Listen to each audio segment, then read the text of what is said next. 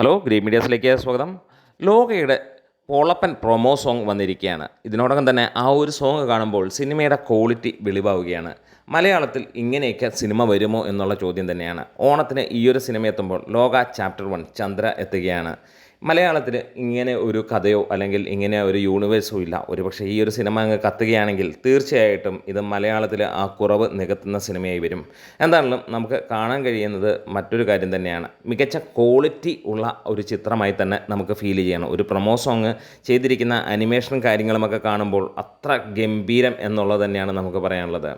ഇവിടെ കല്യാണി പ്രിയദർശനാണ് പ്രധാന അല്ലെങ്കിൽ കേന്ദ്ര കഥാപാത്രമായി എത്തുന്നത്. നസ്ലിനുമാണ് അതിനൊപ്പം ജോഡിയായി എത്തുന്നത്. ആ ഒരു കാര്യത്തിൽ ഉറപ്പിക്കാം. ദുൽഖറിൻ്റെ വേഫെയറർ ഫിലിംസ് പുറത്തിറക്കുന്ന ലോക ചാപ്റ്റർ 1 ചന്ദ്ര എന്ന ചിത്രം അത് ഒരു ഒന്നൊന്നര സംഭവമാകാനുള്ള ചാൻസുകൾ ഏറെ തന്നെയാണ്. ഓണം അടിച്ചു പൊളിക്കാം, ഓണത്തിന് മിന്നുന്ന പ്രകടനം കാഴ്ചവെക്കുമെന്നുള്ളത് ഏറെക്കുറെ ഉറപ്പാവുകയും ചെയ്തിരിക്കുന്നു. ലാലേട്ടൻ്റെ പുതിയ സിനിമ വരികയാണ്, ഹൃദയപൂർവ്വം. ഇറങ്ങാൻ ഇനിയും വെറും 7 ദിനങ്ങൾ മാത്രം ബാക്കി. ഹാട്രിക് 200 കോടി തൂക്കാനായി ലാലേട്ടൻ ഒരുങ്ങിക്കഴിഞ്ഞു എന്ന് തന്നെ പറയാം. അതെ, ഹൃദയപൂർവ്വം മോഹൻലാൽ ആൻ്റണി പെരുമ്പാവൂർ ചിത്രമാണ്. ഈ ഒരു ചിത്രത്തിൻ്റെ സംവിധായകൻ നമ്മുടെ ഏവരുടെയും ഫേവറേറ്റ് ആയിട്ടുള്ള സത്യൻ അന്തിക്കാട് തന്നെയാണ്. മോഹൻലാലും സത്യൻ അന്തിക്കാടും ഒരുമിക്കുമ്പോഴൊക്കെ മലയാളത്തിന് ഒരിക്കലും മറക്കാനാകാത്ത ചിത്രങ്ങൾ തന്നെയാണ് ഭൂരിഭാഗവും വന്നിരിക്കുന്നത്. വീണ്ടും അങ്ങനെ ഒരു കൂട്ടുകെട്ട് വരുമ്പോൾ ഒരു കാര്യം ഉറപ്പിക്കാം, മലയാളികൾക്ക് കാണാൻ ആഗ്രഹിച്ചിരുന്ന, മലയാളികൾക്ക് ഹൃദയത്തിൽ ചേർക്കാൻ ആഗ്രഹിച്ചിരുന്ന മറ്റൊരു സിനിമ വരുന്നു. എന്തായാലും ഈ ഒരു സിനിമ കൂടി 200 കോടി അടിക്കുകയാണെങ്കിൽ ഹാട്രിക്കിലേക്ക് ലാലേട്ടൻ എത്തുകയാണ്.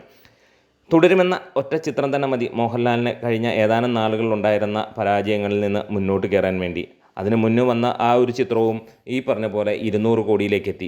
ഹാട്രിക്കിലേക്ക് എത്തുമ്പോൾ ഒരു കാര്യം ഉറപ്പിക്കുകയാണ്, മലയാളത്തിൽ ഇതുവരെ അങ്ങനെ ഒരു സംഭവം ഉണ്ടായിട്ടില്ല. ഒരുപക്ഷെ തമിഴിലോ തെലുങ്കിലോ പോലും ഒരു നടന് ഹാട്രിക് അടിക്കാൻ നടന്നിട്ടുണ്ടോ എന്നുള്ളതും അറിയില്ല.